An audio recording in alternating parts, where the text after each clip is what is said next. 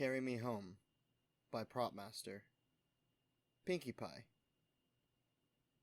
Spike crouched awkwardly outside of Sugar Cube Corner, his head poking through an open window into the front dining area of the bakery. Inside were 24 or so ponies, party hats on, all chatting happily. Mr. and Mrs. Cake sat together, their manes gray and limbs frail, smiling happily at the ponies filling the front of their bakery. Pumpkin Cake sat beside them, beaming at the attending ponies. She reached out with one hoof, catching a younger Pegasus with a red and white striped mane and yellow coat in her grasp, and kissing her on the forehead. "Oh, Angel Cake, I'm so proud of you. Graduated top of your class.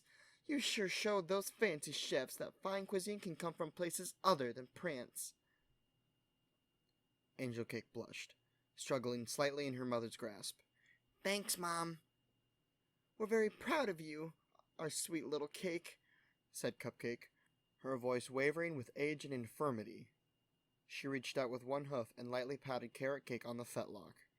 Carrot Cake was asleep, snoring with aplomb in his seat. Cupcake smiled at her husband. "Grandpa's very proud, too." "Thanks, Grandma! Thanks, Grandpa!" Angel Cake chirped, escaping her mother's grasp and trotting over to kiss her grandmother and grandfather on the cheek. Carrot Cake stirred, but did not wake up, smiling gently. "Yes, congratulations. I'm sure Pinkie Pie is raring to go with some surprise or other. She's been over the moon about your graduation party," Spike added, his voice rumbling over the top of other conversations despite his focus on keeping his volume low. Angel Cake beamed up at Spike. "Thank you, Spike. Do you know where Aunt Pinkie is?" As though overhearing the conversation, Pinkie Pie's voice floated out of the kitchen in the back, her voice barely loud enough to overcome the noise of the party. "I'll be there in just a second. Auntie Pinkie Pie just needs a little help. Could you ask Spike to come around the back window? We need more, firepower." Spike smirked, an expression shared by Angel Cake. The young Pegasus pony shook her head, giggling. "Oh, man! If she needs your brand of firepower, it must be a serious surprise." "I'll go see what she needs," Spike said, pulling his head carefully out of the open window and standing up. He stretched briefly onto his back legs, stretching out his neck and nearly touching the topmost point of the Sugar Cube Corner's roof. It was tough being a big dragon among little ponies, and his neck often hurt from being held so low to the ground. It was always worth it, though. He loved them all. His stretch complete, he walked around to the back side of Sugar Cube Corner, spotting the open window into the kitchen and poking his head through. The interior of the kitchen was a disaster, as per usual, with a multitude of cakes and pies and assorted goods filling every available space. Pinkie Pie had obviously been hard at work for hours. Pinkie Pie herself sat in the middle of the kitchen, her head down, and she looked up at Spike as he entered the kitchen. She was covered with flour and frosting, which blended well with the white tinge of her coat and the streaks of white that shot through her pink mane. She smiled up at Spike gently as he peered in. Spike immediately sensed that something was wrong.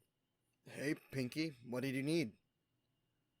Pinkie's smile widened a bit, but there was a tremble to it, almost imperceptible. "Hey, Spike! Well, it's a funny story." "Yeah?"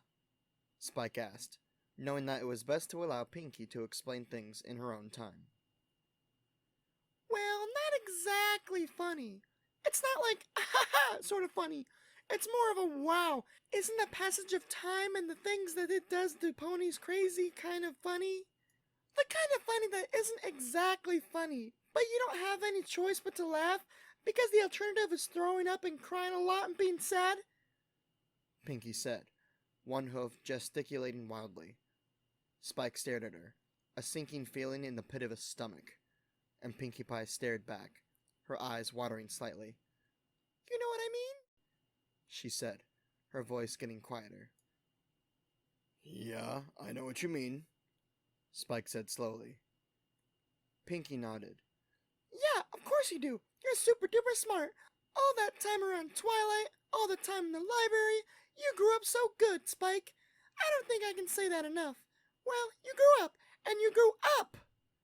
Pinkie giggled and snorted at the little pun, and Spike snickered along with her, She'd said that joke 100 times, maybe more, but he always laughed because he loved it, and her. Pinkie smiled at him, a little relief evident on her face at the laugh, and the silence stretched over long. "What do you need, Pinkie Pie?" Spike asked. Finally, a gentle reminder of the topic at hoof. "Oh, right. So I've been baking all day and working really super duper hard on all the stuff for the party. I pulled out my party cannon, got it loaded, and I've been on track." Pinkie gestured around to the obvious end result, the mountains of snacks, treats, and cakes staggering in their sheer volume. "I'm so proud of my little cousin, growing up in a proud family tradition of cooking. She's done so much hard work, so I wanted to throw her a super duper special party." Pinkie smiled, her eyes closing briefly, as she listened to the sound of happy ponies filtering through the closed door to the bakery. When her eyes opened again, they were wobbling with barely contained tears. "But I don't think I can." Spike frowned. "Why not?" Pinkie Pie's ears drooped.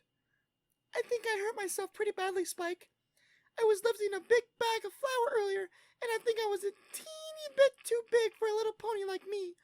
I fell over, and the bag landed on me, and, well, I've been hoping I can just push through, but the party is here, and I can't get back on my hoovesies anymore." "You can't move them? What do you mean?" Spike asked, leaning forward into the kitchen, peering at her intensely, trying to spot the trouble. I can't move them. My back was all tingly and it hurt really bad, but I just ignored it because I had so much to do. So I kept working and my back hurt worse, but then I got tingly and I thought it was getting better. But then my back legs got tingly too, and I was having trouble bouncing and pronking around, and then they just got numb. I can't even feel them, like they're asleep. Pins and needles, but now it's nothing." Pinkie stared at her lower back, craning her neck. Spike's eyes widened. "Can you stand?" "No, I tried. I pinky promise, but they're just not working," Pinkie said, her eyes filling with tears. Spike closed his eyes, feeling sick to his stomach. "Pinkie, this could be really bad. We need to get you to a hospital. They might be able to help you." Pinkie stared up at Spike, her eyes wide. "What about the party?" Spike managed a small smile, despite the ill feeling in his gut. "They'll figure something out. No pony would want you getting hurt just to throw a party." Pinkie bit her lip, a few tears finally falling from her blue eyes as she stared around the kitchen. I work so hard." "It's okay, Pinkie. They'll all understand. Your health is more important." Pinkie inhaled slowly, her mane drooping bit by bit, and she nodded to Spike. "Isn't there something we can do? Spike, I really want to do this.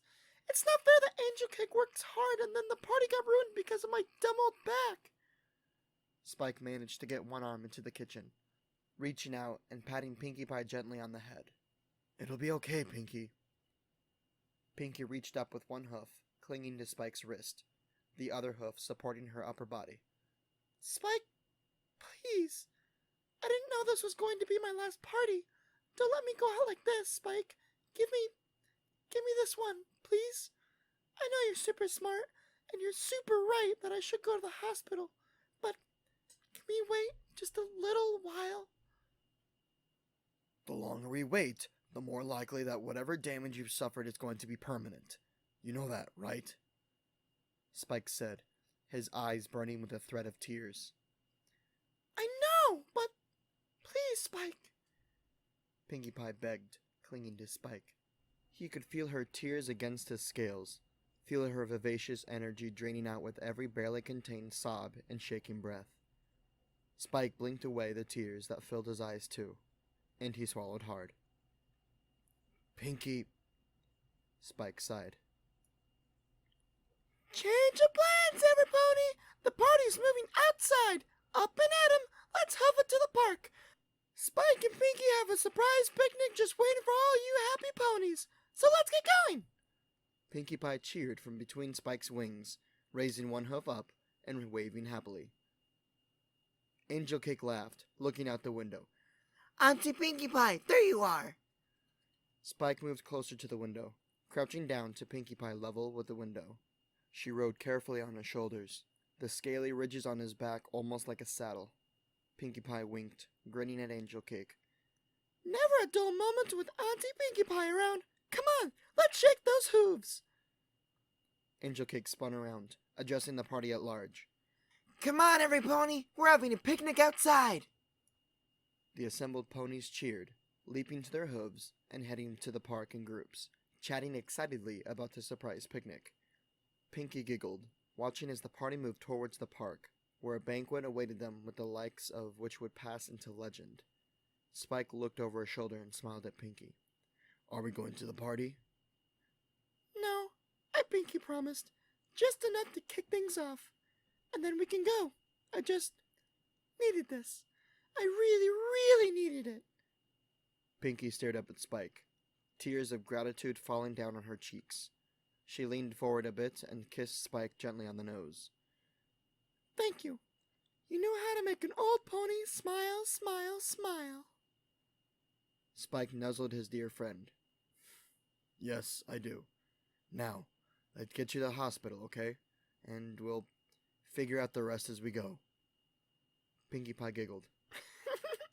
That's the best way to do things, I think. Spike chuckled, checking to make certain his hurting friend was secure on his back, and then he began the long walk across Ponyville.